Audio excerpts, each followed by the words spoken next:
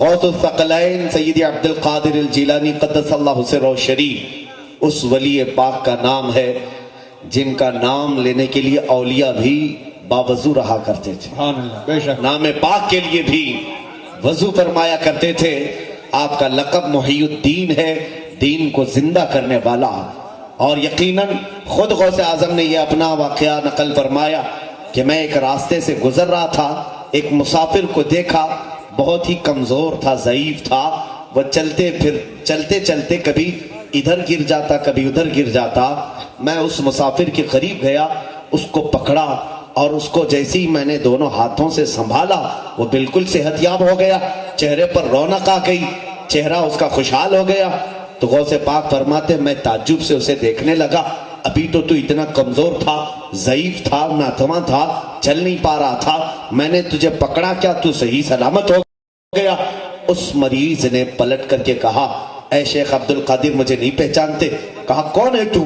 وہ مریض کہنے لگا میں تمہارے نانا جان کا دین اسلام ہوں، لوگوں نے مجھے کمزور کر دیا، تم نے ہاتھ لگا کر کے مجھے پھر سے زندہ۔ نعرہ تکبیر، نعرہ رسالت۔ آپ کا لقب محی الدین پڑا کہ دین کو زندہ کرنے والے کا نام عبد القادر جیلانی ہے۔ بے شک بے شک۔ عزیزان گرامی، سرکار غوث العظم دستگیر رضی اللہ تعالیٰ عنہ کی کرامات اتنے ہیں کہ ہماری زندگی کی اتنی راتیں بھی نہیں ہیں کہ بیان کی جا سکے۔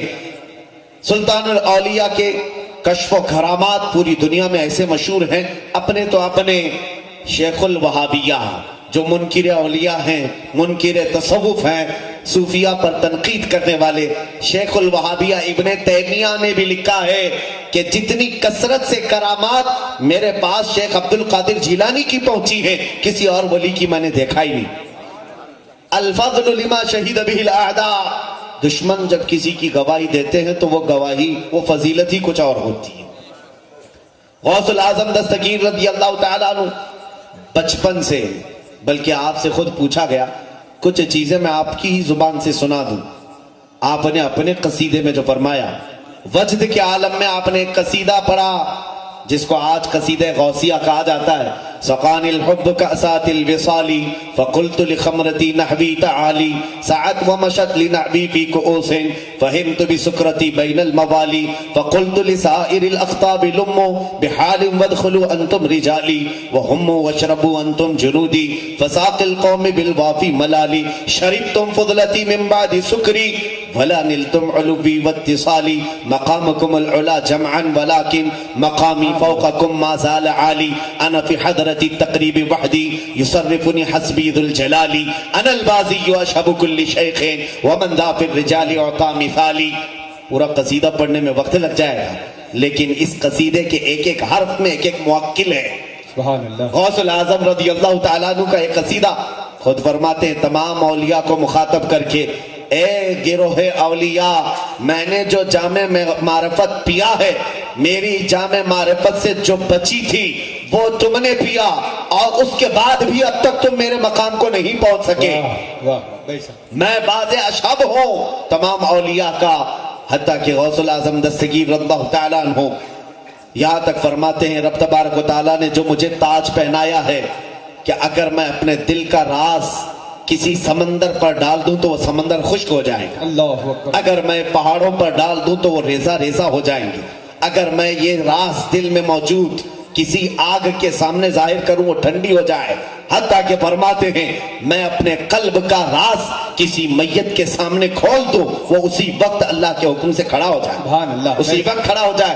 اور اتنا ہی نہیں، فرماتے ہیں کہ جتنے دن اور جتنی راتیں اور جتنے مہینے ہوتے ہیں سب مجھ سے آ کر کے پہلے اجازت لیتے ہیں۔ شعبان کا مہینہ طلوع ہونے سے پہلے ہی آتا اور کہتا ہے اے سیدی عبد القادر جیلانی اب میں آنے والا ہوں، مجھے مہینے میں یہ واقعات ہونے والے ہیں۔ غوث العظم دستگیر اشارہ فرماتے ہیں مہینے آگے چلتے رہتے ہیں، یہ مہینے بھی غوث العظم کی دستگیر کی بارگاہ میں حاضری دیتے ہیں، حتیٰ کہ غوث پاک فرماتے ہیں نظرت الی بلاد اللہ جمعا کخردلۃ علی حکم اتصالی، میں سارے شہروں کو اللہ کے ایسے دیکھتا ہوں جیسے ہتھیلی میں رائی کے دانے کو دیکھتا ہوں، بے شک بے شک، سبحان اللہ۔ رائی کے دانے کو جیسے دیکھ رہا ہوں۔ آپ نے کیا فرمایا؟ اللہ کے سارے شہروں کو، اللہ کے سارے شہروں کو، یہ نہیں فرمایا زمین کے سارے شہروں کو. یہ شہر ناگپور ہے، ممبئی ہے، پونا ہے، یہ زمین کے شہر ہیں. اس کے علاوہ فقہاء نے، مفسرین نے فرمایا یہ جو تم دنیا دیکھ رہے ہو اس طرح کی 18,000 عالم اور ہیں. 18,000 عالم اور ہیں. ان عالموں میں کون ہے، کیا ہے، کتنے شہر ہیں، ہم میں سے کس کو کیا معلوم؟ ہمیں معلوم نہیں، وہ اللہ والے جانتے ہیں. اور غوث الاعظم دستگیر فرماتے ہیں اللہ کے جتنے عالم ہیں اس میں جتنے شہر ہیں سارے شہروں کو میں رائی کے دانے کے برابر دیکھ رہا ہوں. بے شک سبحان اور اللہ. جانتے ہیں آپ غوث پاک رضی اللہ تعالیٰ عنہ آپ کا نسب نامہ، ماں کی طرف سے بھی آپ سید ہیں، باپ کی طرف سے بھی آپ سید ہیں. بے شک. معلوم ہوگا آپ کو رسول کریم صلی اللہ علیہ وسلم کے ڈائریکٹ بیٹے نہیں، ڈائریکٹ پوتے بھی نہیں، ڈائریکٹ پڑ پوتے بھی نہیں. تقریباً 10 پشتوں کے بعد غوث پاک کا نام آتا ہے. 10 پشتے ہیں غوث پاک رضی اللہ تعالیٰ عنہ، قریب 10 اور آگے پیچھے. غوث پاک رضی اللہ تعالیٰ عنہ 470 کے بعد کی ولادت ہے آپ کی، حضور کے وصال کے، حضور صلی اللہ تعالیٰ علیہ وسلم کے زمانے کے 400 سال بعد کی ولادت ہے. میں یہاں یہ کہنا چاہتا ہوں میرے عزیز، حضور کی اولاد میں سے 10ویں پشت میں آنے والا عبد القادر، 400 سال بعد آنے والا عبد القادر پوری کائنات کے شہروں کو ایک رائی کے دانے کے برابر دیکھتا ہے تو پھر رحمت عالم کی نگاہ کا حال کیا؟ اللہ زندہ باد. بہت بے شک. اس رسول مختار صلی اللہ تعالیٰ علیہ وسلم کی نگاہ کا حال کیا ہوگا؟ پھر بھی لوگ کہتے ہیں انہیں پیٹھ پیچھے کا علم نہیں تھا. معاذ اللہ معاذ اللہ. ظالموں، جاؤ کسی ولی کے پاس بیٹھو، تمہیں پتا چلے گا. ولی تمہیں پوری دنیا کا سکی سیر کرا کر کے بتا دے گا کہ ہماری جو نظریں ہیں یہ رسول مختار کے جمال کا ایک ذرہ ہے، اور ان کی نظروں کو مولا نے کیا کیا دکھایا وہ جانے اور ان کا مولا جانے. بے شک. کیا کہنے حضرت. زندہ باد زندہ باد. بہت عزیزان گرامی وقار، غوث الاعظم دستگیر رضی اللہ تعالیٰ عنہ سے پوچھا گیا آپ کو کب پتا چلا کہ آپ ولی ہیں؟ کیسے پتا چلا، کب؟ فرماتے جب میں بچپن میں مدرسے جاتا تھا تو مدرسے میں ہر دیوار سے آواز آتی تھی افسحوا لولی اللہ، افسحوا لولی اللہ. ہر جگہ سے آواز آتی تھی اللہ کے ولی کے لیے جگہ کشادہ کر دو، اللہ کے ولی کے لیے جگہ چھوڑ دو. تو سارے لوگ ہٹ جاتے تھے اور میں بیٹھ جاتا تھا. اس وقت یہ احساس ہوا کہ اللہ رب العزت نے کچھ خاص عنایتیں مجھ پر فرمائی، حتیٰ کہ غوث پاک ماں کے پیٹ سے ولی ہیں، وہ پیدائشی ولی ہیں. بچپن کی بات آپ فرما رہے ہیں. دیکھیں یہاں پر تاج الورا اور غوث الورا دونوں کا انتخاب کیا کہنے. کیسے ملاپ ہے ابھی میں آپ کو بتاؤں. اولیاء کی ایک خاص عادت یہ ہے دم زدن میں یہ ادھر سے ادھر ہوں، ادھر سے ادھر ہوں. کیا جہاں میں اہل ایمان مثل خورشید جیتے ہیں، ادھر ڈوبے ادھر نکلے، ادھر ڈوبے ادھر نکلے، اللہ. ان کی حالتیں ہیں. غوث پاک رضی اللہ تعالیٰ عنہ فرماتے ہیں کہ بچپن میں چھت کے اوپر کھڑا تھا اپنے گھر کے، حاجیوں کے قافلے گزر رہے تھے، حج کے لیے جا رہے تھے. دل میں حسرت ہوئی میں بھی حج کے لیے چلا جاتا. ہم بھی تو حاجیوں کے قافلے دیکھ کر تمنا کرتے ہیں کاش میں بھی پہنچ جاتا. غوث پاک فرماتے میرے دل میں حسرت ہوئی، ابھی میری آنکھوں سے آنسو کا قطرہ میرے رخسار پر آیا بھی نہ تھا کہ میں نے دیکھا عالم وجد میں خانہ کعبہ میرے گھر کے ارد گرد طواف کر رہا ہے. خانہ کعبہ کو میں نے اپنے ارد گرد طواف کرتے دیکھا. یہ وہ کعبہ نہیں جو سیمنٹ اور پتھر سے بنے ہوئی کعبے کو، یہ اہل بصیرت کا کعبہ ہے جو اہل اللہ دیکھا کرتے تھے. وہ کعبہ اولیاء کے پاس جاتا تھا اور غوث پاک رضی اللہ تعالیٰ عنہ نے اپنے بچپن میں دیکھا. اسی لیے امام اہل سنت نے ان کی شان میں یہ فرمایا ہے جہاں سارے اقطاب جہاں کرتے ہیں کعبے کا طواف، کعبہ کرتا ہے طواف درے والا سے. نعرہ تکبیر، نعرہ رسالت، فیضان غوث اعظم، عظمت تاج الاولیاء، شان تاج الاولیاء، انوار تاج الاولیاء، مسلک اعلی حضرت. اسی طرح کی بات تاج الاولیاء کی بارگاہ میں بھی. تاج الاولیاء یہ مجذوب صفت اور اس طرح جس کو کہتے ہیں قلندرانہ عادت ہے، جسے دنیا و مافیہ سے کوئی لینا دینا نہیں، لیکن در حقیقت انہی کی اس وقت حکومت بھی چلتی رہتی، حکومتوں سے بے نیاز، لیکن حکومتیں بانٹنے والے یہی. بے شک. ان کی عادتیں ایسی. ایک صاحب مدراس سے آئے اور غریب تھے، تاج الاولیاء کے پاس، میں نے پڑھا کافی پہلے ہی، آ کر کے کہا کہ حضور حج پہ جانا ہے، آپ کے پاس بڑے بڑے سیٹ لوگ آتے ہیں، راجے مہاراجے آتے ہیں، کسی سے پیسے دلواؤ اور مجھے حج کروا دو۔ بہت سارے لوگ نظر و نیاز دیتے ہیں، وہ اتنی ساری نظریں آپ بانٹ دیتے ہیں، میرے حج کے پیسوں کا انتظام کر دو۔ مرید دیوانے ہوتے ہیں جو حقیقت میں ہوتے ہیں۔ پکڑ لیا، بابا نے کہا ٹھیک ہے رہ جاؤ، یہیں پر رہو۔ کئی دن گزر گئے، کئی نذرانے بھی آئے، اور جب جب نذرانے آئے پورے آپ بانٹ دیں۔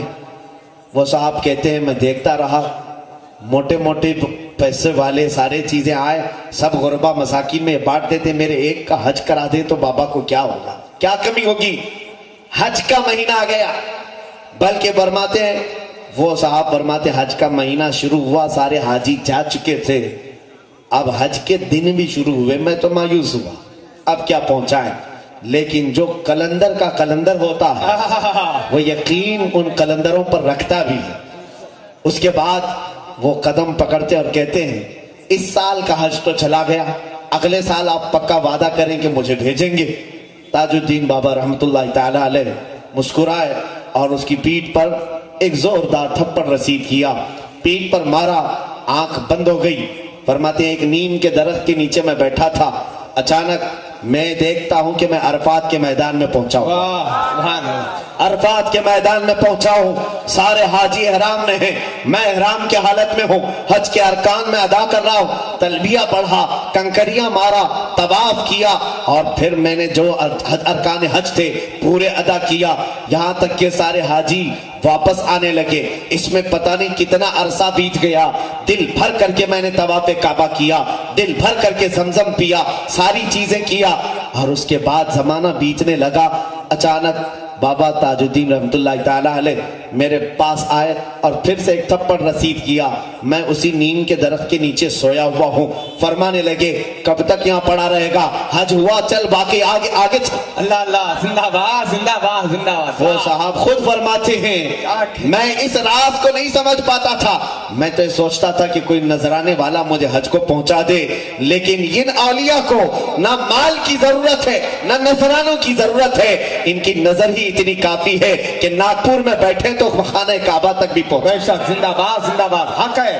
یہ تاج الورا اور وہ تاج الاولیاء، یہ تاج الاولیاء اور وہ غوث الورا، یہ اولیاء کاملین کے مقامات ہیں میرے عزیزوں۔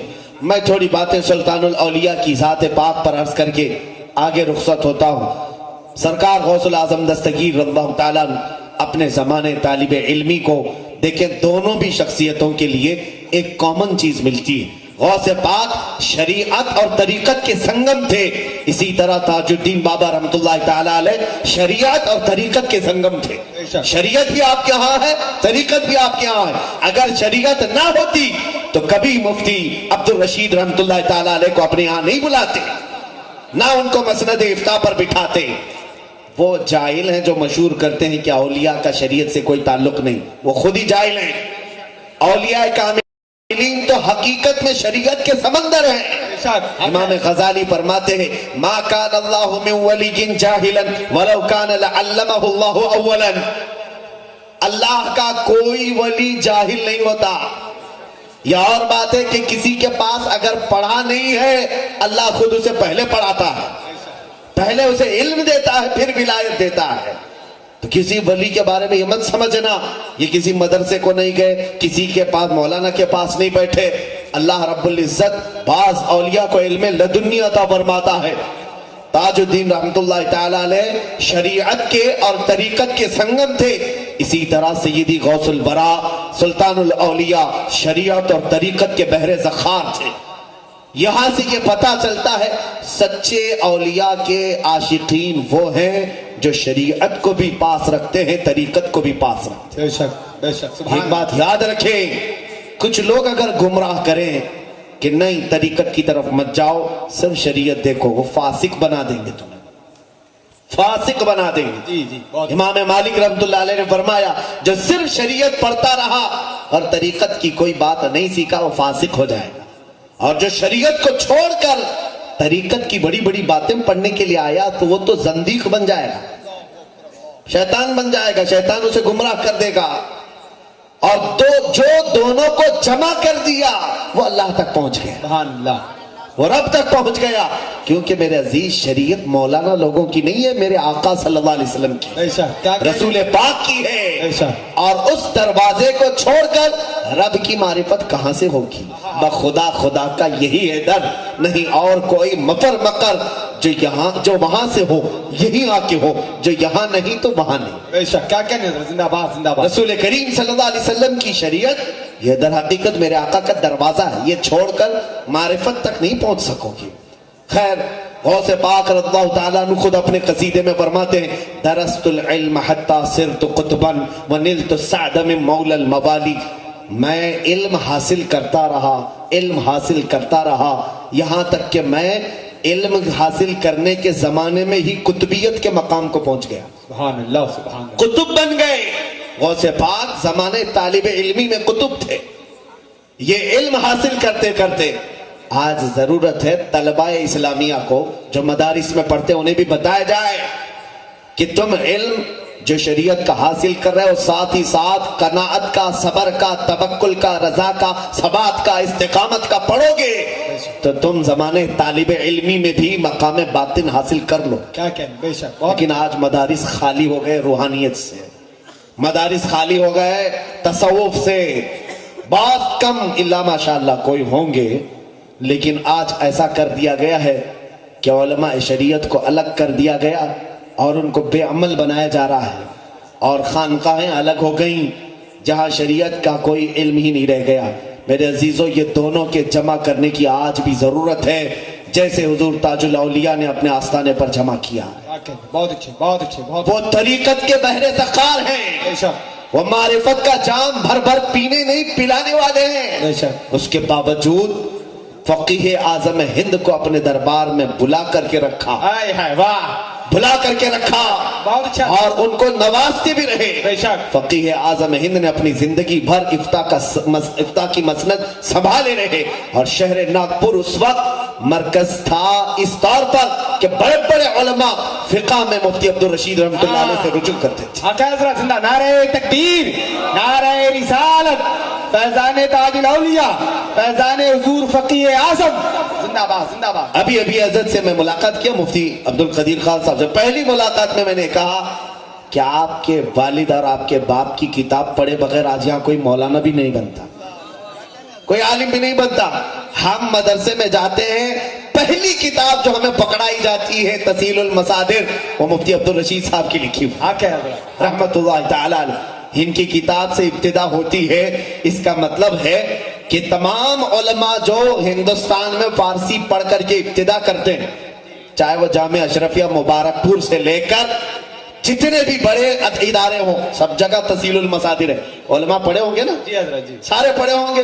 سارے علماء ہندوستان کے، ان کو یہ جاننا چاہیے کہ ہمارے علم کی ابتدا تسہیل المصادر سے ہوئی. اس کا مطلب یہ ہے کہ فیض تاج الاولیاء سے علماء کی شروعات ہو رہی ہے.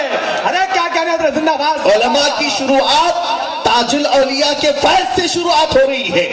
اور یہاں سے جب شروعات ہو رہی ہے تو پھر آپ دیکھیں کہ اگر ان کے دربار سے کوئی عالم وابستہ ہو گیا، اختتام کو تم کہاں سمجھ پاؤ گے، اللہ اللہ. انتہا کو کیا سمجھ پاؤ کیا گے. کہنے حضرت. بہت اچھا. عزیزان گرامی، مجھے فخر ہے اس بات کا، پڑھا ہوں کتاب تسہیل المصادر، لیکن مجھے یہ یقین ہے کہ تسہیل المصادر اگر مفتی عبدالرشید خان رحمۃ اللہ تعالی علیہ کی لکھی ہے تو ان کے ہاتھ پہ جو قلم تھا، قلم ان کا تھا سیاہی تاج الاولیاء. ارے زندہ باد زندہ باد زندہ باد. اسی لیے وہ کتاب اتنی مقبول ہے، اتنی مقبول ہے.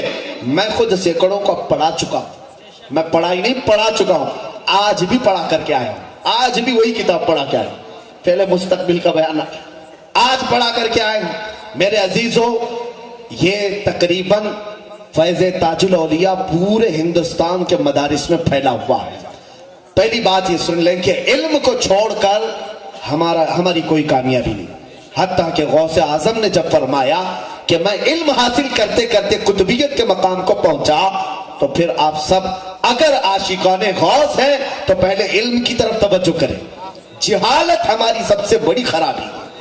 آج ہماری جہالت کا ہی پوری دنیا فائدہ اٹھا رہی ہے. کیا بہت اچھا پیغام ہے. یہ ایک بات یاد رکھیں, یہ NRC اور CAA کا جو خطرہ لاحق ہے نا, اس کی وجہ بھی میں آپ کو بتا دوں, یہ جہالت ہے. یہ جو کالے قوانین کے خلاف آج جو پروٹیسٹ ہو رہا ہے, اس کے متعلق میں آپ کو ایک بات یہ صرف بتانا چاہوں, ہم کیوں ویروध کر رہے ہیں. دوسرے پتہ نہیں, یہ ہم کو کہہ رہے کانگریسی ہوں گے اس لیے راستوں پر آ گئے. پاگل نہیں ہم کو پکش وپکش یہ تمام کھیل نہیں کھیلنا ہے. میں محسوس کر رہا ہوں میرے عزیزو, اس میں ہوگا کیا. چھوٹے چھوٹے گاؤں کے بھی ہم نے دورے کیے, آج نہیں کافی دنوں سے.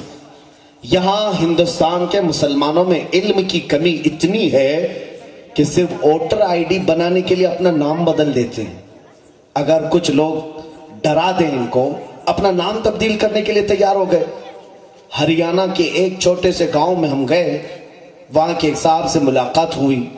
پورے گاؤں میں جتنے لوگ ہیں پتہ نہیں کتنے, 4-5 سے ملاقات, کسی کا نام رام کرشن پتہ نہیں کئی نام, لیکن وہ کہتے ہیں ہم پیدائشی مسلمان ہیں, ہم مسلمان ہیں.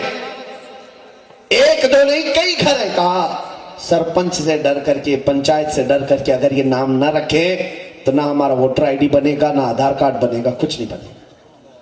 میرے عزیزو یہی مسئلہ آئے گا NRC میں. انہوں نے یہ کہا 1970 سے پہلے کے پروف جس کے پاس ہیں وہ انڈین مسلم ہے, آپ کو مان لیا جائے گا, اور جس کے پاس نہیں ہے اس کو کہا جائے گا پاکستان سے آیا, بنگلہ دیش سے آیا ہے, افغانستان سے آیا ہے, تم گھسپیٹیے ہو جاؤ ڈیٹینشن سینٹر میں. یہ تمام چیزیں چل رہی نا آج. لیکن اس وقت کیا ہوگا جانتے ہیں آپ؟ یہ 25 کروڑ مسلمانوں کی آبادی میں میں سمجھتا ہوں شاید 15 کروڑ کے پاس کاغذات ہوں گے پتہ نہیں. قریب دیہات میں رہنے والے 10 کروڑ کے قریب کی آبادی ایسی ہے جن کے پاس کاغذات وغیرہ کچھ نہیں اور علم بھی نہیں. وہ کیا کریں گے؟ انہیں جب یہ کہ ڈرا دیا جائے گا کہ تمہیں باہر کا گھوشت کر دیا جائے گا, تو سب سے پہلے یہ نہیں بھائی میں تو سکھ ہوں, نہیں بھائی میں تو ہندو ہوں, نہیں بھائی میں تو جین ہوں. یہ ارتداد کا فتنہ بھی جہالت سے شروع ہوتا ہے میرے عزیز. آدمی مرتد تک بن جاتا ہے. ہم اس قانون کا ویروਧ اس لیے کر رہے ہیں کہ ہمارے دین کے اوپر یہ مسئلہ آ گیا ہے. بعد میں یہ جو مسلمانوں کو ارتداد کے فتنے سے کون بچائے گا؟ عزیزان گرامی وقت کی نزاکت کو سمجھے. بہرحال میں موضوع سے ہٹنا نہیں چاہتا, لیکن بات یہاں جہالت کی آئی ہے تو مجھے بولنا پڑتا ہے کہ آج ہماری قوم میں سب سے زیادہ جہالت, اور یہ ہماری نہیں بلکہ کئی کمیٹیاں اس پر ریسرچ کر کے اپنی رپورٹ گورنمنٹ کو پیش کر چکی ہے. سب سے زیادہ جہالت, نہ کالجز میں ہمارا کچھ مقام, نہ مدارس اسلامیہ میں. پھر جاتے کہاں ہیں؟ کیا سارے کباب روٹی کھانے کے لیے ہوٹلوں پہ کھڑے رہتے, یا رات بھر انٹرنیٹ چلانے کے لیے PUBG گیم کے لیے تمہاری زندگی ہے؟ میرے عزیزو آج نوجوان اکثریت کے ساتھ ہمیں تباہ کیا گیا ہے.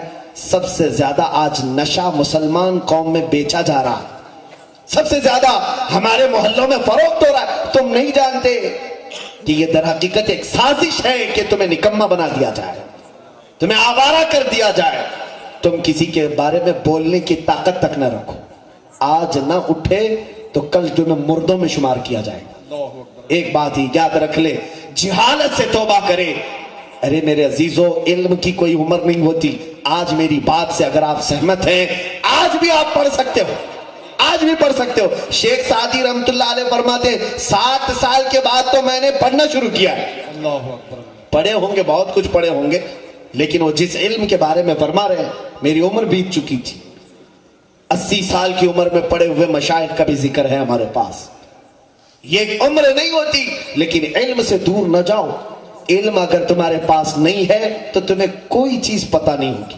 ایسا ہی آدمی ہے جیسے ایک اندھیرے کمرے میں بیٹھا, کہیں سے اجالا نہیں, ساری کھڑکیاں بند, دروازے بند. تمہارے سامنے 2 برتن لا کر کے رکھ دیے جائیں, ایک میں کیچڑ ہے اور ایک میں حلوہ ہے. دونوں میں ہاتھ پڑے گا کہ نہیں پڑے گا؟ کبھی کیچڑ کھائے گا, کبھی حلوہ کھائے گا. کیوں؟ دکھتا کچھ نہیں ہے. یہی مثال جاہل کی ہے. جب علم نہیں ہوتا حرام بھی کھاتا ہے, حلال بھی کھاتا ہے, پتہ ہی نہیں ہوتا. علم ایک نور ہے, جو اسے تمیز سکھاتا ہے، اخلاق سکھاتا ہے اور رب کی معرفت دکھاتا ہے۔ بے شک بے شک علم سے دور ہو کر کے کوئی ولایت کے مقام کو نہیں پہنچ سکتا۔ بے شک۔ آؤ سلطان الاولیاء غوث پاک کی بات بتاؤں۔ ان کی ماں نے آپ کو جب بغداد سے بھیجا، آپ کی عمر قریب 16-17 سال کی ہوگی، جب بغداد تشریف لائے تو فرماتے ہیں میرے پڑھنے کے زمانے میں ایسے حالات تھے کہ کئی دن تک میں فاقے کی گزارتا تھا۔ بڑے امیر لوگ پڑھتے تھے لیکن میرے پاس کھانے کی کوئی چیز نہیں رہ جاتی، اکثر ایسا ہوتا کہ میں درخت کے پتے کھا کر پورا دن گزارتا۔ کون کہہ رہا ہے؟ جس کے نام پر آج ہم بڑی بڑی گیارہویاں کھا رہے ہیں۔ پڑھنے کے زمانے میں فرماتے پتے کھا لیتا۔ غوث پاک نے یہ بھی فرمایا کہ جب شدت کی بھوک لگتی تو میں دریائے دجلہ کے کنارے جاتا۔ کس لیے؟ فرماتے ہیں امیر لوگ کھانا کھا کر چھوڑ دیتے تھے، میں وہ دیکھنے کے لیے جاتا کہ اس میں سے کچھ کھا لوں۔ فرماتے ہیں ایک بار گیا دریائے دجلہ کے کنارے کہ لوگ چھوڑ چکے ہوں گے تو دیکھا مجھ سے پہلے 70 فقیر وہاں بیٹھے ہوئے۔ میری غیرت گوارا نہ کی کہ میں ان کا حق ماروں، بھوکا واپس آ گیا۔ یہ غوث پاک کے زمانے طالب علمی کی بات۔ آج مزے سے بوٹیاں روٹیاں کھا کر کے بھی ہم ایک شریعت کا مسئلہ نہیں سیکھنا چاہتے، قرآن کی ایک آیت نہیں پڑھنا چاہتے۔ ہم کیسے عاشقان اولیاء میں شامل ہیں میرے عزیز؟ بیداری یہ پیدا کرو کہ تمہارا بچہ یہ نہیں کہ دوسرے نعرے لگائیں، بلکہ ہمارے مشائخ نے نعرہ دیا ہے آدھی روٹی کھائیں گے بچوں کو پڑھائیں گے، بچوں کو پڑھائیں گے، اس لیے کہ علم کے بغیر کوئی بھی چیز نہیں دنیا میں۔ یہ میرے آقا صلی اللہ علیہ وسلم کا فیض ہے میرے عزیزو۔ جب مدینہ طیبہ میرے آقا آئے تھے معلوم ہے، جاہل سب پورے ہر جگہ بھرے ہوئے تھے، پورے مدینے میں صرف 6 لوگوں کو لکھنا آتا تھا۔ کتنے؟ 6 لوگوں کو خالی لکھنا آتا تھا۔ رسول کریم صلی اللہ تعالی علیہ وسلم 10 سال اپنی ظاہری زندگی بتائیں مدینہ طیبہ میں۔ 10 سال جب آپ کے وصال کا وقت ہوا 80,000 صحابہ کو لکھنا آتا تھا۔ سبحان اللہ، 80,000 کے ہاتھوں میں قلم تھا۔ سبحان اللہ، سبحان اللہ۔ کتنا بڑا ریولیوشن ہے یہ، کتنا بڑا انقلاب ہے۔ شاید میں زندگی بھر پڑھاؤں تو اتنے شاگرد نہیں بنا پاؤں جو 10 سال میں میرے آقا صلی اللہ علیہ وسلم نے علم معرفت، علم طریقت، علم شریعت کا بحر ذخار انہیں بنایا تھا۔ بے شک حضور نے علم بانٹا ہے، بلکہ ہمارے قرآن کی پہلی آیت ہی اقرا سے شروع ہوتی ہے، بے شک، پڑھو یہاں سے شروع ہوتی ہے۔ لیکن اگر وہی قوم جاہل رہے تو افسوس ہوتا ہے میرے عزیز، افسوس ہوتا ہے۔ میں آپ کو آج دعوت یہ بھی دوں گا کہ جہالت کے اڈوں سے باہر نکلو، آپ مطالعہ کر۔ آج آپ کے ہاتھ میں موبائل ہے، بہت اچھی چیز ہے میرے عزیز، بہت اچھی ہے۔ جہاں یہ زہر ہے وہیں تمہارے لیے بہت ساری اثر بھی ہے۔ اس موبائل میں ہزاروں کتابیں، اس موبائل میں انٹرنیٹ میں جاؤ، پوری حدیثیں ہیں، پوری تفاسیر ہیں، سب کچھ ہے۔ دنیا نے اور آسان کر دیا تمہیں۔ دیکھو، مطالعہ کرو، علم حاصل کرو، جاہلوں سے سن کر جاہل بن کر نہ رہو۔ غوث پاک فرماتے ہیں جس دن دریائے دجلہ سے میں واپس آیا، سنیے، غوث پاک صرف کرامتیں سنتے ہیں نا، ٹھوکر سے مردے زندہ ہونا یقیناً وہ ان کا مقام ہے، لیکن اس مقام تک پہنچنے سے پہلے جو مشقتیں آپ نے اٹھائی ہیں وہ بھی تو بیان ہونا چاہیے۔ کیا کہنا صحیح ہے، وہ مسائل جو آپ نے برداشت کیے ہیں وہ بھی بیان ہونے چاہیے۔ کیا کہنا، فرماتے ہیں کہ میں بھوکا ایسے آیا کہ میرا پیٹ سے لگ رہا تھا، اللہ، اتنی بھوک تھی۔ ایک مسجد میں آ کر کے سو گیا، قریب کی ایک مسجد تھی، اور جیسے ہی میں وہاں لیٹا، ظہر کا وقت تھا، دیکھا تھوڑی دیر کے بعد ایک تاجر مسجد میں داخل ہوا، تجارت کرنے والا، بغداد میں بہت آتے تھے۔ وہ آیا اور اندر آ کر کے وہ نماز سے فارغ ہو کر کے اپنے ہاتھ میں کچھ تھیلی ولی تھی، کھولا تو اس میں گرم گرم کباب، اس کی خوشبو پھیل گئی، اور وہ کباب دسترخوان پر بچھا کر کھانے کے لیے بیٹھا۔ غوث پاک فرماتے میری نظریں اس طرف گئی تو اس نے مجھے دیکھا اور کہا بیٹا آ جاؤ دسترخوان میں شریک ہو جاؤ۔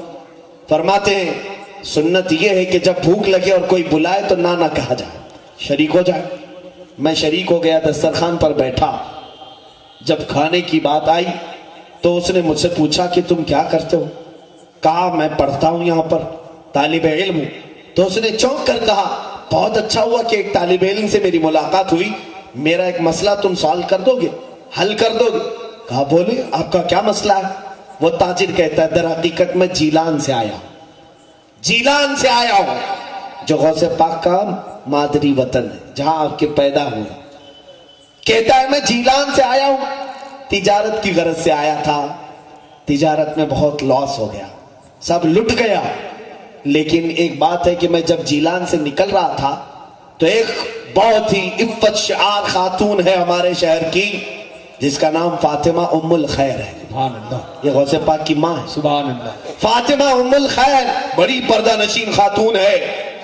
اس نے میرے ہاتھ کچھ درہم بھجوائے. اس نے یہ کہا کہ میرا بیٹا عبد القادر بغداد میں پڑھ رہا ہے, اس تک یہ پہنچا دو. تو میں وہ لے کر کے تو آیا, لیکن یہاں اتنے دن رہا, تجارت میں پورا خسارہ ہو گیا, مال ختم ہو گیا. اخیر میں میرے پاس صرف وہی درہم بچے تھے. بھوک کی اتنی شدت تھی کہ انہی درہموں سے میں ایک کباب خرید کر کے لے آیا ہوں. یہ جو ابھی کھا رہا ہوں یہ اسی بچے کے پیسوں کے کباب ہیں, میں وہ کھانے کے لیے بیٹھا ہوں. تم مجھے یہ مسئلہ بتاؤ, کیا میرا یہ کباب کھانا ابھی جائز ہے؟ غوث پاک نے فرمایا ہاں جائز ہے, کباب کھانا آپ کے لیے جائز ہے. کھا لیے. پورا کباب کھانے کے بعد اس نے پوچھا یہ مسئلہ مجھے بتاؤ, کیا آپ نے کہاں پڑھا ہے کسی کے بھی کباب کو کھانے کی آپ اجازت کیسے دے سکتے ہیں؟ غوث پاک نے فرمایا جس عبد القادر کو تم ڈھونڈ رہے ہو وہ عبد القادر میں. اللہ اکبر, اللہ اکبر. وہ شرمندہ ہو گیا. کہا کہ پہلے بتائے ہوتے تو میں سارے کباب تمہارے حوالے کر دیتا, اس کے تم ہی مالک تھے. غوث پاک نے فرمایا میں کسی کو کھلانے کے وقت اسے شرمندہ کر کے کھلانا نہیں چاہتا. اللہ اکبر. یا اولیاء کی شان ہے تو دیتے بھی ہیں تو احسان نہیں جتاتے. ہاں بے شک, بے شک. تجھے شرمندگی نہ ہو. عزیزان گرامی, غوث پاک اپنے طالب علمی کے زمانے کی حالات بیان کر رہے ہیں. کباب بھی کھا لیے, پیسے بھی ختم ہوئے, پوری زندگی اسی طرح کی چلی, حتیٰ کہ اتنی مشقتیں آپ نے اٹھائی. ایک روایت میں نے سنی تھی بزرگوں سے, غوث الورا فرماتے ہیں ایک وقت ایک تاجر آیا بغداد میں, مجھ سے ملاقات کیا اور کہا تم عبد القادر ہو؟ کہا تمہاری ماں بڑی بیمار ہے اور بیوہ, پتہ نہیں اس کے گھر کی دیکھ بھال کون کرتا ہے, کبھی وہ باہر نہیں نظر آئی, وہ بیمار ہے, ہم نے محلے کی خواتین سے سنا ہے. غوث پاک کو رقت طاری ہو گئی, اپنی ماں کی یاد آ گئی. کئی سال بیت چکے تھے بغداد میں, رونے لگے, برداشت نہیں ہوا تو رات کو ہی سامان اٹھایا اور نکل پڑے. ماں بیمار ہے. غوث پاک اپنی ماں سے ملاقات کرنے کے لیے جو سفر کیے, جیلان سے بغداد کا سفر میرے عزیزوں آج کے زمانے میں بھی پوری مکمل فاسٹ گاڑیوں سے بھی کرو گے تو تمہیں 2 دن لگ جائیں گے, 2 سے 3 دن لگ جائیں گے. وہ زمانہ مہینے بھر کی مسافت کا تھا. جب جیلان پہنچے اپنے پرانے گھر, رات کا وقت تھا, دروازہ کھٹکھٹایا, ماں اندر سے ہلکے ہلکے قدموں سے آئی, آواز آئی کون ہے؟ کہا عبد القادر. ماں نے اپنے بیٹے کا یہ لہجہ سنا, ظاہر سی بات ہے کس ماں کا کلیجہ نہیں دہل جائے گا. اپنے اتنے دیر کے بعد آئے ہوئے بچے کو کون نہیں دیکھنا چاہتی ماں. لیکن پہلا سوال اس فاطمہ ام الخیر نے یہ کیا, بیٹا عبد القادر تعلیم مکمل کر کے آئے یا ادھوری چھوڑ کے آئے؟ دروازہ کھولے بغیر پہلا سوال یہ. کروڑوں سلام تربت ام الخیر پر جو غوث کی ماں ہے. غوث پاک نے باہر سے کہا ماں ابھی تعلیم مکمل تو نہیں ہوئی لیکن تمہاری یاد ستانے لگی, آ گیا کہ ملاقات کر لوں, پھر میں واپس چلا جاؤں گا بغداد. ماں نے اندر سے کہا عبد القادر ملاقات کی ضرورت نہیں, جاؤ تمہاری اور ہماری ملاقات انشاءاللہ قیامت کے دن ہوگی.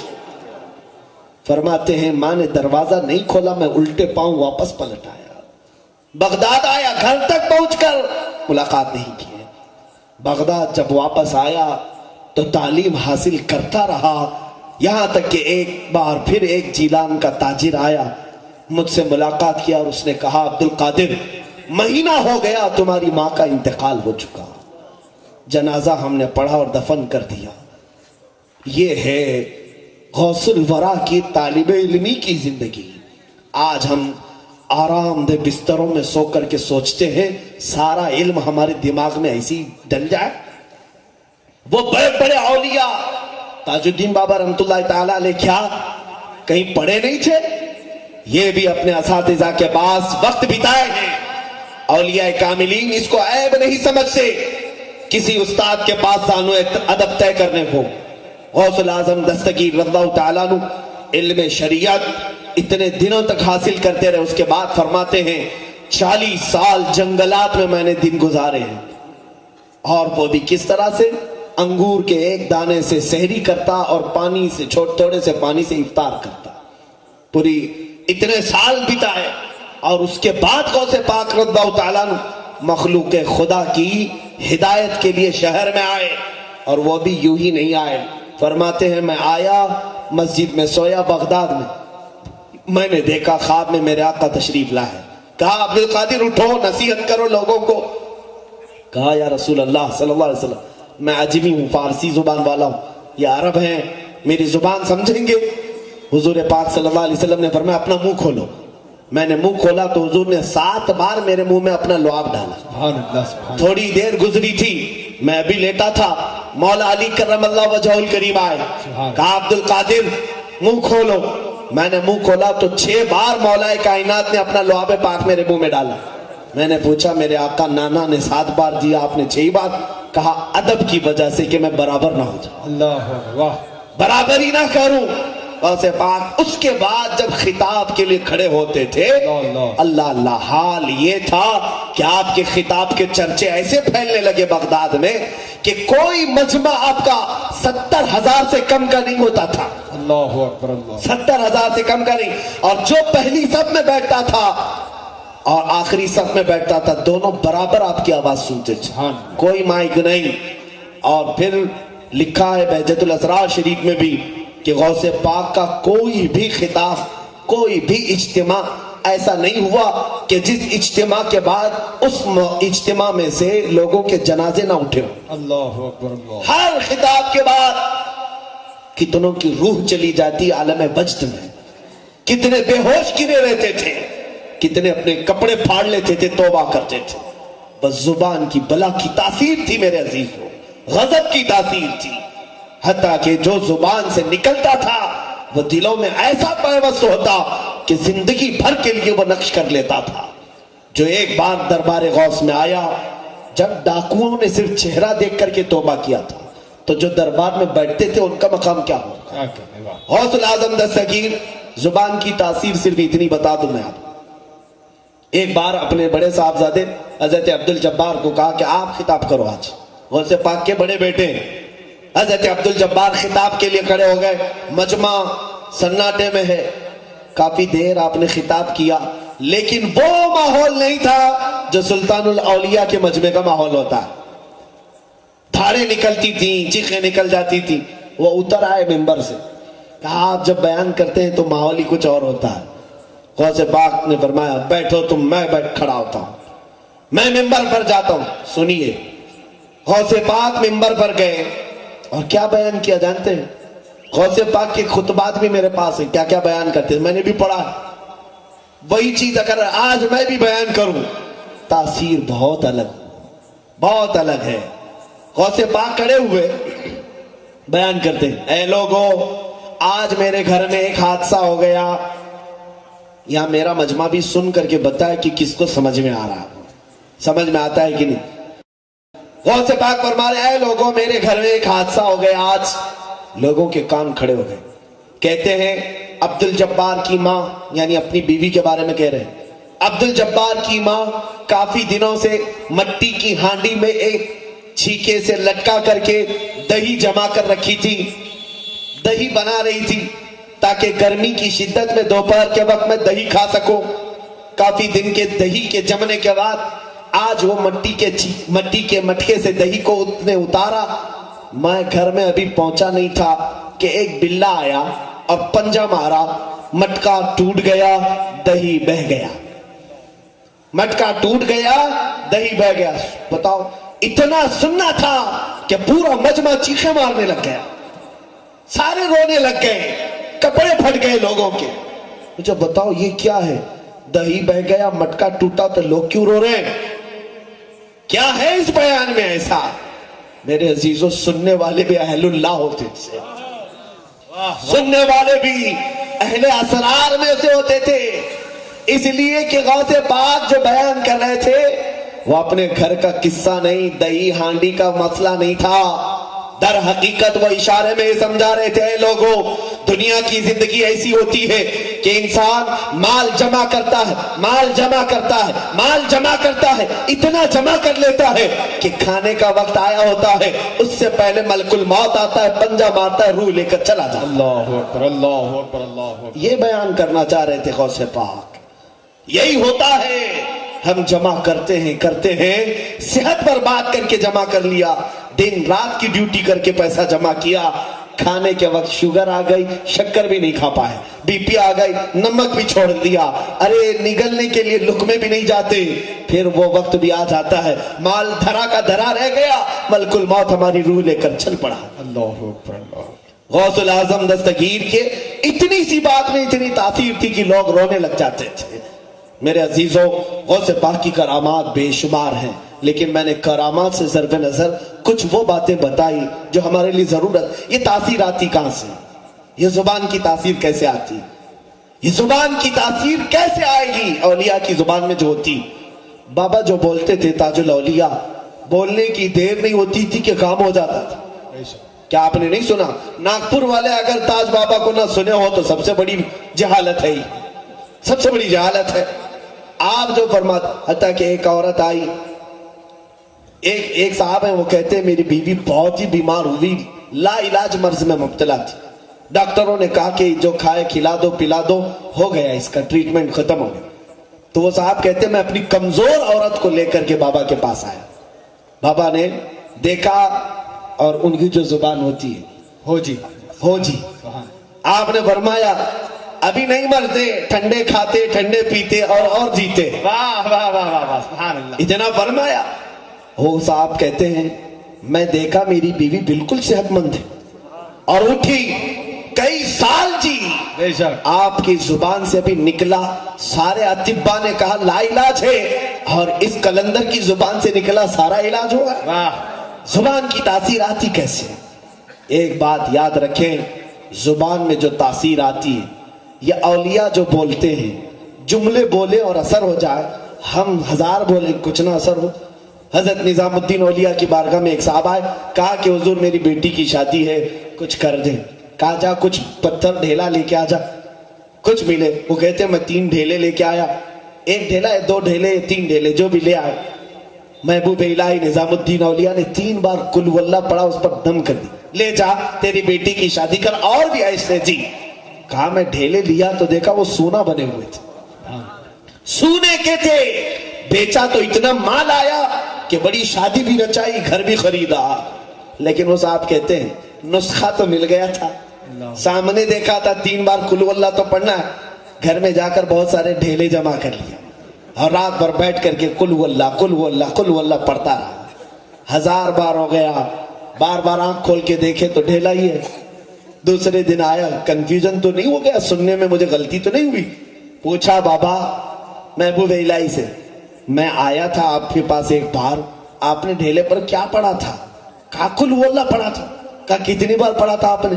کہا 3 بار۔ عجیب حال ہے، میں 1000 بار پڑھا، ڈھیلا کچھ بھی نہیں بدل رہا۔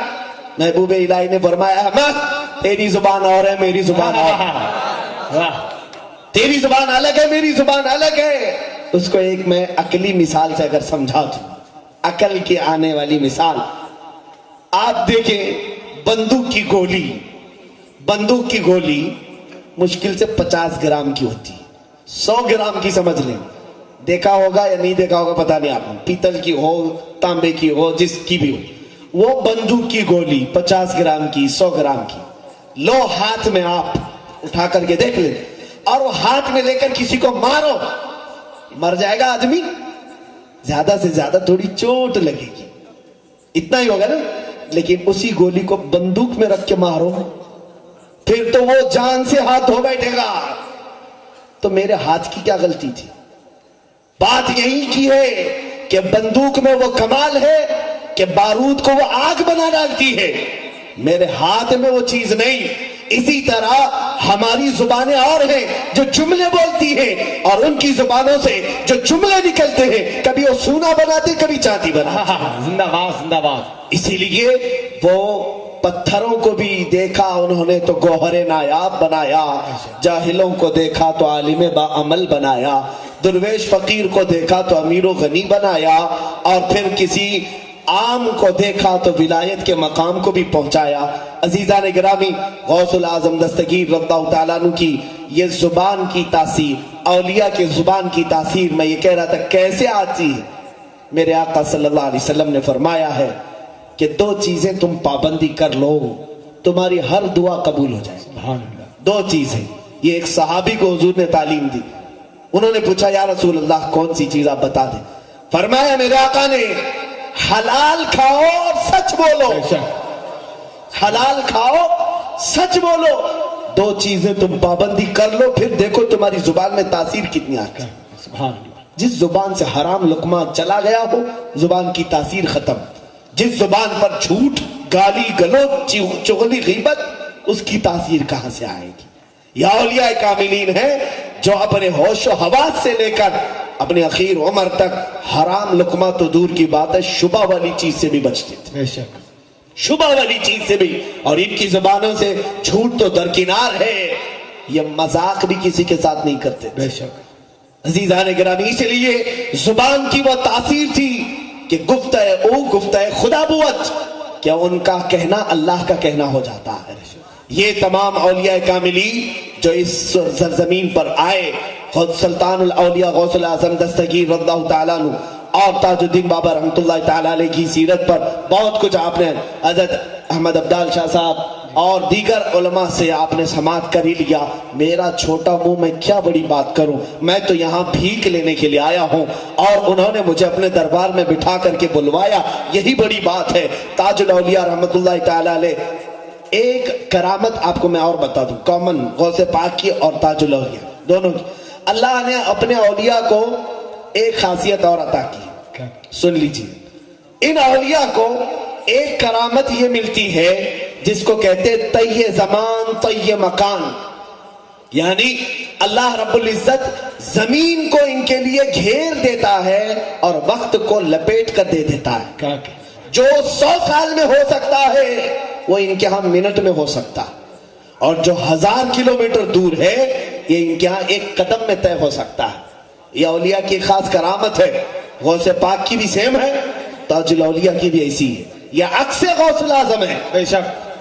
غوث پاک کے عکس ہیں. دیکھنا آپ کرامات کو ملا کر کے. خاص غوث پاک رضی اللہ تعالیٰ عنہ دریائے دجلہ کے پاس گئے ہیں. ایک بوڑھی عورت کو روتے ہوئے دیکھا, پوچھا کیا بات ہے. کہا میری تو عادت ہے روز آتی ہوں روتی ہوں. کیوں؟ کہا 12 سال پہلے میرا بیٹا دولہا بن کر کے آ رہا تھا, بارات تھی, کشتی ڈوب گئی, سارے اندر چلے گئے اور اسی کے غم میں اب تک روتی بیٹھی ہوں. آپ کو ترس آ گیا, آپ نے دریائے دجلہ پر انگلی ماری, ہاتھ مارا, کہا اے دجلہ تیرے اندر جو امانت باقی ہے باہر کر. دیکھا پہنچا لایا اور کشتی باہر آئی, سارے باراتی زندہ آئے. زندہ باد زندہ باد. سارے آئے, دولہا بھی آیا. یہ کرامت ہے. آپ مجھے بتاؤ 12 سال تک کیا پانی میں کوئی زندہ رہ سکتا ہے؟ 12 سال تک وہ لوگ کہاں تھے, کیا کر رہے تھے, کیا کھا رہے تھے؟ یہ عقل میں نہیں آنے والی بات ہے, اور جو عقل میں نہ آئے اسی کو کرامت کہتے ہیں. بے شک. سب چیزیں عقل سے مت پرکھنا, نہیں تو شیطان بن جائیں گے. یہ غوث العظم دستگیر نے 12 سال کے بعد پلٹایا. یہ دنیا کے لیے 12 سال ہیں, ہمارے لیے 12 سال ہیں, لیکن ان کشتی والوں کے لیے 1 منٹ بھی نہیں. یہ اولیاء کی زندگی ہے. کسی کے لیے وقت کو یہ طویل کر کے دکھائیں اور کسی کے لیے وقت کو گھیر کر دے دیں. اسی طرح غوث پاک کی بارگاہ میں ایک صاحب آئے, وہ منکر تھے بہت سارے. سنیے, اولیاء نبی کے پرتو ہوتے ہیں کہ نہیں, انبیاء کے معجزات کو اپنی کرامات سے دکھاتے ہیں. غوث پاک رضی اللہ تعالیٰ عنہ بیان کر رہے تھے نبی کونین صلی اللہ علیہ وسلم کے معراج کا واقعہ. معراج بیان کرے, میرے آقا بستر پر سوئے تھے, جبرائیل آئے, اٹھائے, لے گئے, حرم میں لے گئے, وہاں سے مسجد اقصیٰ گئے. مسجد اقصیٰ سے پہلے آسمان, دوسرا, تیسرا, چوتھا, پانچواں, چھٹا, ساتواں, عرش دیکھا, کرسی دیکھا, لوح دیکھا, قلم دیکھا, رب سے ملاقات کی, جنت دوزخ اس کے بعد واپس آئے، ابھی بستر گرم تھا، منٹ بھی نہیں گزرا ہوگا نا، مجھے بیان کرنے میں پتہ نہیں کتنا ٹائم لگ جائے گا معراج کا واقعہ، لیکن حضور کو صبر کرنے میں بھی وقت نہیں لگا۔ یہ سارے علماء سے آپ سنتے ہیں۔ اب مجھے بتائیے، اس کو پھر میں کبھی معراج کے واقعے پر سنا دوں یا سن لینا، لیکن اب غوث پاک بیان کر رہے ہیں۔ مجلس میں کچھ تو ہوتے ہیں جو سر پھرے ہوتے ہیں اور یہ کہتے ہیں نہیں یہ تو ان لوگوں کی بکواس ہے، یہ افواہ ہے، بڑا چڑھا کر کے بول دیتے ہیں۔ وہ مجمع میں بیٹھا تھا ایک صاحب اور وہ اٹھ کر کے چلا گیا، یہ مولانا لوگوں کی باتیں ہیں، اتنا لمبا سفر اتنے چھوٹے وقت میں ہو کیسے سکتا ہے کہ نبی یہاں سے گئے، مسجد اقصی کتنی دور ہے، آسمانوں کا سفر کیے، یا کہہ رہے بستر بھی گرم تھا، رات بھی ختم نہیں ہوئی تھی، واپس آ گئے، ایسا کیسے ہو سکتا ہے؟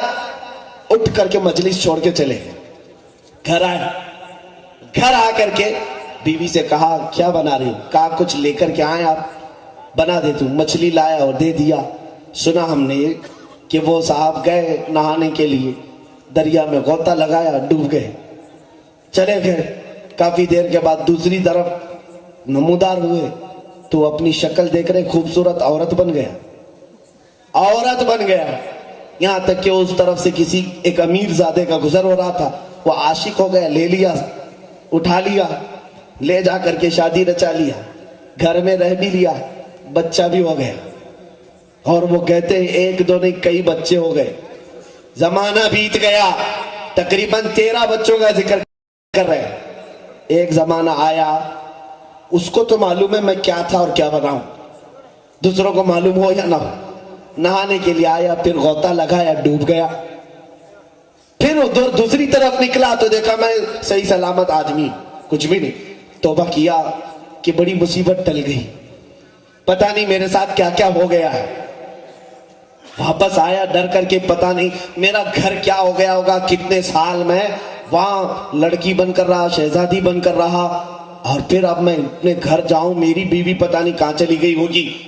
دوڑتے دوڑتے آیا، اپنے گھر کو دیکھا تو گھر سلامت تھا، دروازہ کھٹکھٹایا اور اندر آیا تو دیکھا اس کی بیوی موجود تھی اور مچھلی ابھی صاف کر رہی ہے، مچھلی صاف کر رہی ہے جو دے کے گیا تھا۔ کہا کیا کر رہی ہے یہ مچھلی، کیا کر رہی؟ کہا ابھی تو دے کر گئے تھے، اتنی جلدی مچھلی کیسے بنے گی؟ اللہ اللہ اللہ اللہ اکبر۔ وہ سمجھ گیا کہ میں کہاں سے کہاں جا کے آیا، بچے بھی ہو گئے اور یہ مچھلی صاف کر رہی ہے ابھی۔ اور بیوی نے کہا ابھی تو دے کے گئے تھے، اتنی جلدی کیسے بنے گی؟ دوڑتا ہوا گیا غوث پاک کے مجمع میں، دیکھا تو ابھی غوث پاک کا خطبہ چل ہی رہا تھا۔ اللہ اکبر اللہ اکبر۔ غوث پاک ابھی معراج کا واقعہ بیان کر ہی رہے تھے، جلدی سے مجمع میں بیٹھ گیا۔ جو منکر ہو کر کے اٹھا تھا مجلس سے کہ اتنا لمبا واقعہ کیسے ہو سکتا ہے، اتنا سب دیکھ کر کے آیا غوث پاک کے مجمع میں، ابھی خطاب چل ہی رہا ہے، مجمع میں بیٹھ گیا۔ غوث پاک نے اشاروں سے دیکھا اور فرمایا اب نبی کا معجزہ سمجھ میں آ گیا۔ واہ واہ واہ، زندہ باد زندہ۔ یہ اولیاء ہیں جو اپنی کرامات سے سمجھا دیتے ہیں۔ اسی طرح کی باتیں ہم نے تاج الاولیاء کی بھی پڑھی۔ ایک صاحب لکھتے ہیں کہ ہم مہاراجہ باغ، یہاں علاقہ ہے، تانگے میں سفر کر رہے تھے تاج بابا کے ساتھ، تانگے والے کو اچانک کہا چل رہے گاڑی بڑھا کابل کندھار کی طرف۔ کابل کندھار کہاں ہے؟ افغانستان میں ہے۔ کہاں گاڑی بڑھا؟ کابل کندھار کی طرف۔ صاحب کہتے ہیں اچانک میں دیکھا گاڑی بڑھتی بڑھتی آئی، افغان میں ہم پہنچے، کابل کندھار میں چل رہے ہیں۔ بابا ایک جگہ گاڑی رکائے اور ایک گھر کے سامنے رکائے، 3 لوگ اندر سے آئے، تینوں سے آپ نے بات کیا، اور کون سی زبان میں بات کیا یہ صاحب کہتے مجھے کچھ سمجھ میں نہیں آیا، گاڑی سے ہی بات کیا، انہیں کچھ سمجھایا، اور پھر تانگے والے کو کہا چل رہے پھر ناگپور کی طرف۔ اللہ واہ واہ واہ، سبحان اللہ۔ واپس نکلے تو وہ صاحب فرماتے میں دیکھ رہا ہوں کہ پھر یہاں تاج آباد میں ہے، پھر یہاں مہاراجہ باغ کے پاس ہے۔ اس واقعے کو کہتے ہیں تانگا گیا بھی آیا بھی، بات چیت بھی ہوئی، منٹ بھی نہیں گزرا تھا، منٹ بھی نہیں گزرا تھا۔ یہ ہے طی زمان اور طی مکان کی کرامات، بے شک، کہ اللہ ان کے لیے زمین کو گھیر دیتا ہے، وقت کو لپیٹ دیتا ہے۔ ایک دو نہیں میرے عزیزوں، بے شمار کرامت ہے۔ حقیقی بات اگر میں بتاؤں، الحمدللہ کافی اولیاء، کافی سلاسل کو میں نے پڑھا ہندوستان کے مشائخ اور اولیاء میں سرکار غریب نواز کی کرامات اور کچھ مشائخ چشت کی کرامات کے بعد سب سے زیادہ کرامات اگر میں نے کسی کی پڑھی ہے تو تاج الاولیاء کی. سبحان اللہ. حضور تاج الاولیاء رحمت اللہ تعالی علیہ مجذوب تھے لیکن ایک دن میں نہ جانے کتنی کرامات کا ظہور کرتے تھے. ایک دن میں کتنی کرامات کا ظہور کرتے تھے. بلکہ ایک صاحب وہ فرماتے ہیں کہ میں پولیس میں نوکری کرتا تھا اور نوکری کرتے کرتے میں ہانگ کانگ چلا گیا, پھر آسٹریلیا یا امریکہ چلا گیا. میرے ساتھ یہاں کا ایک نوجوان بھی تھا, جنگیں ہوئی, واپس آیا, واپس میں آ گیا, وہ نوجوان نہیں آیا.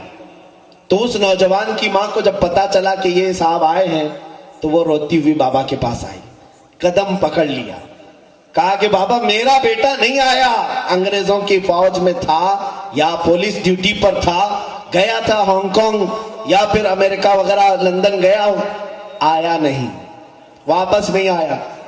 حضرت تاج بابا رحمت اللہ تعالی علیہ سے وہ کہنے لگی جب تک میرا بیٹا دو گے نہیں میں یہاں سے جاؤں گی, جب تک نہیں لوٹاؤ گے میں نہیں جاؤں گی. مجھے لگتا ہے شہر ناگپور والے یہ ادا اگر بھول گئے ہو تو واپس پکڑ لو, حاجت آ جائے چادر پکڑ کر بیٹھ جاؤ, جب تک یہ نہ ہو جائے اٹھوں گا نہیں. بے شک, دیکھنا آج بھی وہ کرامات زندہ ہیں. بے شک, بے شک. وہ خاتون بیٹھی, اس کے بعد روتی رہی. تاج بابا رحمت اللہ تعالی علیہ فرماتے اے دیوانی اٹھ, وہ نیم کے درخت کے ساتھ سامنے جا, دیکھ کون سویا ہے. وہ عورت آتی ہے, دیکھا وہ نیم کے درخت کے نیچے اس کا جوان بیٹا سویا ہوا, جو غائب کہاں سے امریکہ سے واپس نہیں آیا تھا. اس کو اٹھایا, چمٹایا, گلے سے لگایا, پوچھا تو کہاں تھا میرے عزیز, میرے لال, اتنے دن غائب ہو گیا. وہ لڑکا کہنے لگا ماں جنگ میں شریک ہوا تھا, ہانگ کانگ کی جنگ کے بعد میں جرمنی چلا گیا, میں نے سوچا کہ وہاں کچھ دن گزار لوں. ہوٹل میں وہاں پر کچھ کھا رہا تھا, ایک بزرگ آئے اور وہ بزرگ کلندر صفت تھے, مجھے ایک تماچا مارا اور کہا اے لڑکے تو یہاں عیاشی کر رہا ہے, تیری ماں تیرے گھر پر رو رہی ہے. میں ڈر گیا, یہ بابا یہاں جرمنی میں کہاں سے آئے, کون بابا ہے. تو میں نے کہا کہ میری ماں رو رہی ہے, میں کیسے جاؤں, ابھی اتنی جلدی کیسے جا سکتا ہوں. تو انہوں نے میرے پیٹھ پر مارا تو میری آنکھ بند ہو گئی اور مجھے غشی آ گئی. اب میں اٹھاؤں تو دیکھ رہا ہوں یہ درخت ہے اور تم میرے سامنے کھڑی ہو. وہ خاتون کہتی ہے چل میں تجھے دکھاؤں کون بابا جرمنی میں آیا تھا. ہاتھ پکڑ کر کے لائی تاج بابا رحمت اللہ علیہ کے دربار میں. وہ لڑکا چیخ پڑا, ہاں یہی تو وہاں پر آئے تھے, وہاں سے لائے. یہ اولیاء ہے پل بھر میں. اسی لیے میں نے کہا جہاں میں اہل ایمان مثل خورشید جیتے ہیں, ادھر ڈوبے ادھر نکلے, ادھر ڈوبے ادھر نکلے. ان کی صفات ہے میرے عزیزو. اولیاء کاملین کی ان زندگیوں کے بعد ایک میسج میں آپ دینا چاہوں گا, وقت شاید کافی ہو گیا ہے. میں سمیٹ کر کے سلطان الاولیاء غوث العظم دستگیر رضی اللہ تعالیٰ عنہ اور تاج الاولیاء کے ان فیوز سے برکتیں حاصل کرتے ہوئے اے حاضرین بزم علماء, ہم سب آج کی ہماری ذمہ داری یہ ہے کہ ان کی شان میں اللہ نے ایک جملہ فرمایا قرآن, لا خوف علیہم ولا هم يحزنون. بار بار سنتے ہیں نا آیت آپ, الا ان اولیاء اللہ لا خوف علیہم ولا هم يحزنون. بے شک خبردار, اللہ کے ولیوں کو نہ دنیا میں کسی کا خوف ہوتا ہے نہ آخرت میں کوئی غم ہوتا ہے. کوئی خوف نہیں ہوتا. کیوں نہیں ہوتا ان کو خوف, سوچا آپ نے کبھی کیوں نہیں ان کو خوف ہوتا ہے؟ ایک بات یاد رکھیں, بیٹا جب تک باپ کے ساتھ رہتا ہے چھوٹے میں اور باپ آس پاس ہے, ماں آس پاس ہے, بچہ کسی سے نہیں ڈرتا. باپ جہاں چھوٹا, ماں جہاں چھوٹی, بچہ بازار میں رونے لگ جاتا ہے. ہوتا ہے کہ بچپن میں ہم بھی کہیں چھوٹ گئے تو دھاڑے مار مار کر روتے تھے, پتہ نہیں کون پکڑے گا کیا کرے گا. ہمارے ماں باپ تھوڑی دیر کے لیے بھی چھوٹ گئے, جب بڑے ہم سے چھوٹ جائیں ہم روتے ہیں, ہر چیز سے روتے. سنو آج یہ اولیاء کسی سے, یہ بلا تشبیہ بلا تمثیل, اولیاء کاملین ان کی زبان پر ہمیشہ ایک نعرہ رہتا تھا, اللہ اکبر, اللہ سب سے بڑا ہے, اللہ سب سے بڑا ہے. اور جس نے اس کو سب سے بڑا سمجھا اور جب تک اس کی نگاہ عنایت کے سامنے ہیں، ان کے تصورات میں یہ ہوتا سب سے بڑا جو ہے میں اس کی نظروں کے سامنے چل رہا ہوں، وہ مجھے دیکھ رہا ہے۔ جب بڑا ساتھ ہو تو پھر دنیا میں کسی کا ڈر نہیں ہوتا، بے شک جیسے بچہ نہیں ڈرتا، اور جہاں بڑے کو چھوڑ دیا ہر چیز سے ڈر لگتا ہے، بہت اچھا پھر ہر چیز سے خوف ہوتا ہے۔ آج ہم ڈرے اسی لیے ہیں، کہتے ہیں مسجدوں میں اللہ اکبر، باہر آ کر کے پھر پتہ نہیں کسی کو اور کو بڑا مان لیتے ہیں۔ میرے عزیزو ایک بات یاد رکھنا، یہ لفظ ایسا ہے کہ جس دن ہم اپنے ماں کے پیٹ سے آئے تھے دنیا میں، سب سے پہلا لفظ ہمارے کانوں میں اللہ اکبر یہی کہا گیا تھا۔ آپ کو بھی اذان دی گئی ہوگی، ہمیں بھی اذان دی گئی، سب سے پہلا جملہ میں یہ سکھایا گیا ہے اللہ اکبر، اللہ سب سے بڑا ہے۔ کیوں؟ اسی دن تمہیں مسلمانوں کو یہ پاور کرایا جاتا ہے، اے بچے آنے والے کسی اور کو بڑا مت سمجھنا، کسی کا خوف نہ رکھنا، اس لیے کہ اللہ سب سے بڑا ہے، اللہ سب سے بڑا ہے۔ لیکن ہوش آتے ہی بچہ بھول جاتا ہے۔ اگر وہ اللہ اکبر کی گونج اس کی زندگی بھر جاری رہی، کبھی اسے کسی کا خوف نہیں آئے گا۔ دیکھنا ہماری زندگی اللہ اکبر سے شروع ہوتی ہے، اور جنازے پر بھی امام سب سے پہلے اللہ اکبر ہی کہتا ہے۔ ہمارے جنازے پر اللہ اکبر کہہ کر کے ہی تکبیر باندھی جاتی ہے۔ دونوں زندگی کی شروعات اور زندگی کا اختتام اللہ اکبر پر ہے۔ یہ میں سمجھانا چاہتا ہوں، آج کسی اور کو بڑا نہ سمجھو۔ نشے میں چور اگر 5 سال کے لیے کوئی تخت مل گیا ہو کسی کو، وہ فرعون ہو سکتا ہے لیکن اللہ نہیں ہو سکتا، کیا کہنا، نمرود ہو سکتا ہے لیکن خدا نہیں ہو سکتا۔ بہت اچھا ہے حضرت، یاد رکھو ہم اللہ اکبر کہنے والے ہیں۔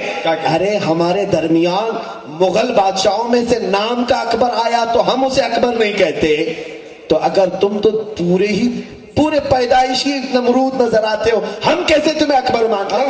بہت اچھا ہے۔ ہم کیسے اکبر مان لیں؟ ایک بات یاد رکھیں، مسلمان پیدائش سے لے کر موت تک اللہ کو اکبر کہتا ہے، اکبر۔ اور اتنا ہی نہیں، بچے کو کیوں یہ اذان سنائی گئی تھی؟ بتایا آپ کو کیوں؟ جب پیدا ہوئے تھے آپ، کیوں اذان سنائی گئی تھی؟ اس لیے کہ اے بچے ابھی سے عادت ڈال لے، ہر دن تجھے 5 بار یہ پکارا جائے گا، 5 بار اذانوں میں مؤذن پکارے گا، تاکہ تجھے اس آواز سے وحشت نہ ہو، تجھے لگے کہ یہ تو وہی آواز ہے جو پہلے دن میں نے سنا تھا، سبحان اللہ، بے شک یہ تو وہی آواز ہے۔ میں ان لوگوں سے کہتا ہوں جو اذانیں سن کر کے بھی غافل ہیں، اے نادانو تم اپنی پیدائشی آواز کو سن کر غافل ہو۔ پیدائشی آواز ہے تمہاری، یہ جس دن پیدا ہوئے تھے اس دن کی آواز ہے۔ اس اذان کا احترام کرو، جیسے پکارا جائے یہ سوچو میرے مولا نے مجھے بلایا، جلدی جانا ہے۔ جہاں بیوی بلاتی ہے تو دکان بند کر کے جاتے ہو، کوئی سیٹھ بلائے تو کام چھوڑ کے بھاگتے ہو، جب رب بلائے تو تم نہیں جا سکتے، رب بلائے تو نہیں جا سکتے۔ عزیزان گرامی، آج عمل کی بنیاد پر یہ میں بات ضرور کروں گا، یہ جتنا خوف اور ڈر ہمارے دلوں میں آ رہا ہے، امام غزالی لکھتے ہیں کہ 2 خوف ایک دل میں نہیں آ سکتے، 2 خوف ایک دل میں جمع نہیں ہو سکتے۔ یا تو تمہارے دل میں اللہ کا خوف آئے گا تو دنیا کا خوف نہیں آئے گا، اور اگر دنیا کا خوف ہے تو اللہ کا خوف نہیں آئے گا۔ اللہ سے نہیں ڈرو گے، پھر دنیا کا خوف اگر ہے تو اللہ کا خوف نہیں آئے گا۔ پتہ نہیں یہ کیا کر لے گا، وہ کیا کر لے گا، وہ مارے گا، یہ مارے گا، یہ سارے خوف رہیں گے، اللہ کا خوف نہیں آئے گا۔ اور جس کے سینے میں اللہ کا خوف ہو وہ تاج الاولیاء ہے، وہ غوث الورا ہے۔ وقت کے سلاطین کو بھی وہ ٹھوکروں پر رکھتے تھے، کچھ نہیں بگاڑ سکے ان کا۔ حکومتیں آئی گئی، سب بدلتی رہی، بلکہ ایک روایت تو میں نے یہ بھی پڑھا ہے، امریکہ کی سرزمین پر